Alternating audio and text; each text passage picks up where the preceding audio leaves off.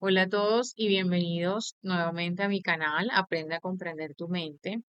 Sin duda alguna, la adolescencia es un periodo que es absolutamente fundamental en el desarrollo de todos los seres humanos.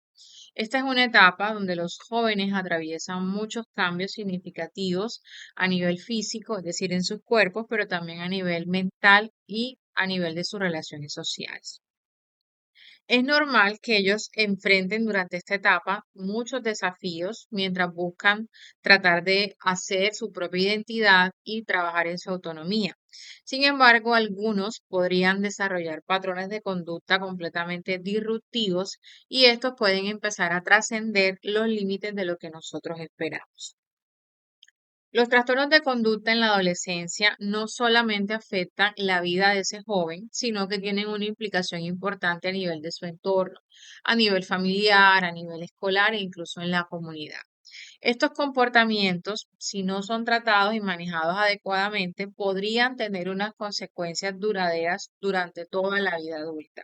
Entonces, el objetivo de este video es abordar a fondo cuáles son los trastornos de conducta, esas causas que están generándolos, cómo se manifiestan y de qué manera nosotros podemos diagnosticarlos y también, pues obviamente, manejarlos de manera muy efectiva. Entonces, partamos por definir qué son los trastornos de conducta. Los trastornos de conducta entonces son condiciones que están caracterizadas porque los individuos tienen patrones persistentes de comportamientos que son disruptivos, que son desafiantes, que violan las normas sociales o incluso pueden pasar por encima de los derechos de los demás. Estas conductas, más allá de lo denominado rebeldía, que son normales en la adolescencia, entre comillas, generan un impacto muy negativo en las relaciones que tiene ese joven y también en esa capacidad de poder funcionar en medio de su entorno. Hay una clasificación principal de estos trastornos, entonces vamos a hablar de cada uno de ellos. El primero que quiero hablar se llama el trastorno negativista desafiante, donde este joven tiene comportamientos, como su nombre lo indica, súper desafiantes, es hostil hacia las figuras de autoridad, tiene actitudes vengativas y le cuesta hacer caso o acatar esas órdenes o normas. Por ejemplo, tiene discusiones totalmente frecuentes con los padres, con los maestros, se niega activamente a cumplir las reglas o incluso puede llegar a culpar a otras personas de sus comportamientos o de sus errores. Trastornos de conducta donde tenemos que ya hay unas acciones más graves, por ejemplo, hay agresiones físicas, participación en actividades delictivas como el robo, el vandalismo o incluso la práctica de comportamientos totalmente crueles hacia los animales o hacia las personas. Por ejemplo, cuando hay una intimidación sistemática a compañeros del colegio, o cuando hay destrucción intencionada de los bienes materiales, por ejemplo, la casa. Y tenemos el trastorno asocial de la personalidad. Usualmente para hacer el diagnóstico de este tipo de trastorno de la personalidad, esto se hace a partir de los 18 años de edad, que es cuando ya el individuo o el joven ha formado completamente su personalidad. Estos trastornos de conducta muchas veces pueden avanzar a este diagnóstico y aquí lo que vemos son jóvenes que tienen una indiferencia total a las normas sociales, no le importa pasar por encima de los otros, violar incluso los derechos de las otras personas. Ahora, ¿cuáles son esas diferencias entre los comportamientos normales y los trastornos de conducta? Aquí es importante distinguir esa delgada línea entre los conflictos que son típicos de la adolescencia, que sabemos que hay muchos cambios durante esta etapa, y también esos comportamientos que nos están indicando que este adolescente está presentando un trastorno de conducta. Entonces, ¿cuáles son esos factores diferenciadores? El primer factor es la persistencia, es decir, los comportamientos que son disruptivos ocurren con mucha frecuencia y duran por lo menos 6 meses. Las conductas afectan significativamente la calidad de vida del adolescente y su entorno, es decir, son mucho más intensos y las reacciones son desproporcionadas frente a los estímulos que las están desencadenando. ¿Cuáles son entonces esos factores de riesgo y esas causas? Sabemos que el desarrollo de un trastorno de conducta es multifactorial, es un resultado que se da entre la interacción de factores biológicos, psicológicos, familiares, sociales. Entonces, dentro de estos factores biológicos tenemos desequilibrios neuroquímicos, es decir, alteraciones en los neurotransmisores a nivel cerebral de dopamina, serotonina. Hay disfunción de las áreas cerebrales, específicamente zonas como son la corteza prefrontal, que está encargada del manejo del control de los impulsos, y también si tienen, por ejemplo, antecedentes familiares de padecimientos de trastornos psiquiátricos.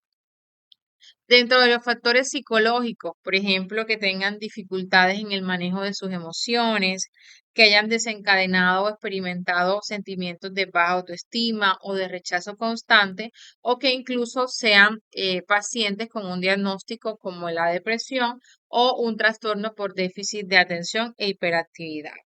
A nivel familiar, hay unos factores también que pueden estar relacionados, y estos son, por ejemplo, esos adolescentes que tienen unos estilos de crianza que son inadecuados, que están sometidos a la negligencia, a la inconsistencia de pronto en ese apoyo y en esa figura de apego emocional, o incluso que han experimentado situaciones de abuso físico, sexual o psicológico. También cuando están en medio de entornos donde hay conflictos familiares frecuentes, o hay una falta en esos estímulos o esos vínculos afectivos que son completamente saludables y necesarios. A nivel social, pues sabemos que muchas veces los adolescentes se mueven en entornos escolares que son hostiles, donde son sometidos a situaciones de acoso, y también cuando, por ejemplo, porque tienen un grupo de amigos o un grupo social que influencia de manera negativa, por ejemplo, arrojándolos a que practiquen conductas delictivas o que sean expuestos permanentemente a la violencia comunitaria o a la pobreza pues extrema. Conocer las manifestaciones típicas de estos trastornos de conducta, pues nos permite que podamos tener una detección mucho más temprana. Entonces, por ejemplo, ¿qué podemos encontrar en estos individuos? Que mienten frecuentemente para evitar cumplir con sus responsabilidades o con sus deberes, que están constantemente negándose a cumplir normas muy básicas dentro del hogar o dentro del colegio, y que pueden participar en actos de agresión física, sea por ejemplo con los hermanos menores o incluso con los padres. A nivel del colegio, a nivel escolar, ¿qué vemos en estos chicos? Generalmente están involucrados en conflictos o en peleas con sus compañeros, faltan de manera injustificada a las clases o abandonan incluso pues el colegio, y tienen mucha resistencia a cumplir las normas y a respetar la autoridad, en este caso pues los maestros. Además de esto, empiezan a involucrarse y participar en actos vandálicos, por ejemplo, el robo, el consumo de sustancias ilícitas, o que están experimentando permanentemente relaciones sociales que están marcadas por el conflicto y por el rechazo. Sabemos que esto tiene sin duda un impacto importante en los trastornos de conducta, y estos efectos son profundos y pueden extenderse a largo plazo si ellos no se intervienen de manera temprana. Entonces, ¿qué encontramos? Por ejemplo, que el adolescente tiene ese riesgo importante de caer en el consumo y el abuso de sustancias psicoactivas, que pueda desarrollar más frecuentemente trastornos de tipo psiquiátrico en etapas pues más tardías como la adultez, y que le cueste además establecer relaciones que sean completamente saludables. Además, que se muestra con un desgaste emocional, está permanentemente inmiscuido en conflictos de manera constante, siente una sensación permanente de fracaso o de aislamiento social, puede incrementar la participación de la delincuencia, y además tiene muchas dificultades para poder reintegrarse de manera social. El diagnóstico de estos trastornos de conducta requiere pues que nosotros como profesionales de la salud hagamos una evaluación integral, y esto se hace pues en un entorno adecuado, y pues un profesional de la salud mental es quien debe hacerlo. Entonces, para hacer el proceso diagnóstico, lo primero que hacemos es una entrevista clínica donde evaluamos a este adolescente, evaluamos a estos cuidadores y exploramos cuál es ese historial que tiene de conducta y de comportamientos emocionales. Hay algunos cuestionarios que podemos utilizar, por ejemplo, el Cheat Behavior Checklist, que nos permite como evaluar de manera mucho más precisa estas características de este adolescente y a través de la observación directa, es decir, yo observo a este adolescente cómo es ese comportamiento que tiene de pronto en medio de la consulta, que tiene de pronto a nivel del contexto como el hogar y el colegio.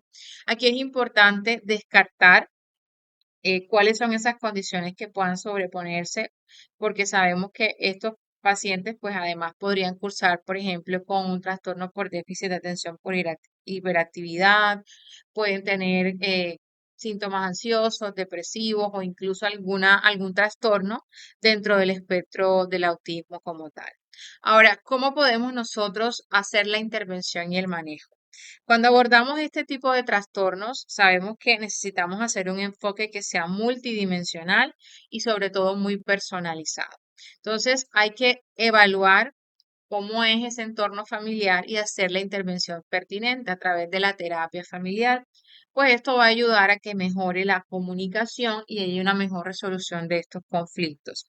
Y también es importante que se haga un entrenamiento en crianza positiva a estos padres para tratar de enseñar técnicas que permitan manejar estos comportamientos que son totalmente abruptos y disruptivos.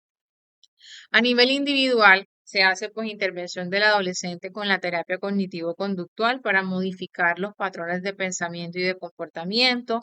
Hacemos psicoterapia también centrada en el manejo de esas emociones para poder ayudar en el fortalecimiento del autocontrol. Y pues a nivel escolar se invita muchas veces a realizar planes educativos que sean pues individualizados, talleres de habilidades sociales, resolución de conflictos. En casos muy severos, ya podemos utilizar entonces psicofármacos para controlar síntomas, por ejemplo, la impulsividad, la irritabilidad, que necesitan de pronto ya un manejo mucho más fuerte, porque de pronto la sola terapia no está haciendo un control total de los síntomas. Entonces, ¿qué podemos hacer para prevenir estos trastornos de conducta? La prevención es la clave y es lo ideal para evitar el aumento en la incidencia de estos trastornos de conducta. Entonces, ¿qué recomendaciones podemos darle a estos individuos? En el hogar, a los padres, pues que traten de crear un ambiente que sea afectuoso, que sea estructurado, que se establezcan desde muy temprana edad las normas dentro del hogar y las consecuencias por violar esas normas. En la escuela, por ejemplo, hay que implementar siempre programas de mediación escolar, identificar y abordar de pronto problemas tempranos de bullying, exclusión social. A nivel de la comunidad, fomentar pues actividades deportivas o culturales que fortalezcan todas estas habilidades sociales y desarrollar redes de apoyo para familias que sean completamente vulnerables. Entonces, es importante entender que esto es un proceso y que requiere pues de la disposición del adolescente, pero también del núcleo familiar, porque sabemos que cuando se hacen intervenciones oportunas, esto tiene un impacto maravilloso, no solo en el individuo, sino en su entorno, en la familia, en la comunidad. Entonces vemos cómo los trastornos de conducta en la adolescencia son un desafío para padres, para maestros y para nosotros como profesionales de la salud mental, pero cuando hacemos un abordaje adecuado, cuando existe un apoyo constante, cuando se crean estrategias efectivas, es posible que podamos ayudar a los jóvenes a superar todos estos obstáculos y sin duda es absolutamente necesario invertir en ese bienestar emocional y conductual porque esto nos va a permitir invertir en el futuro en toda la sociedad. Si te ha gustado este video, yo te invito por favor a que te suscribas a mi canal, a que le des like a este video, que compartas esta información que pueda llegar a otros jóvenes, a otras familias, a otras comunidades y que no te quedes simplemente escuchando la información, sino tratando de evaluar cuál es tu caso y en caso de que en verdad necesites ayuda, puedas tocar las puertas que sean necesarias. Te invito entonces a que estés muy pendiente, muy atento a todo el contenido que estoy preparando de manera periódica para todos ustedes. Entonces nos escuchamos en un próximo video.